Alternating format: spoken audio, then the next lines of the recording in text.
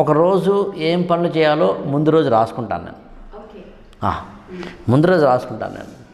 ఆ రోజు రాత్రి ఆ రోజు చేయాల్సిన పనులన్నీ ఉంటాయి కదా, టిక్లు పెట్టుకొని ఆ మరునాడు ఇందులోంచి క్యారీ ఫార్వర్డ్ చేయాల్సిన చేసి మళ్ళీ ఏం రాయాలో రాసుకుని పడుకుంటాను. ఎవ్రీడే చేస్తాను నేను.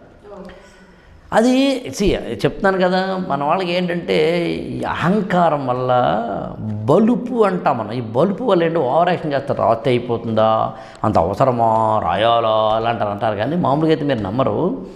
మా గురువుగారు బోధరాజు రాధాకృష్ణ గారిని నేను ఈనాడు జర్నలిజం స్కూల్లో ఉన్నప్పుడు ఆయన మాకు ప్రిన్సిపాల్ అనమాట.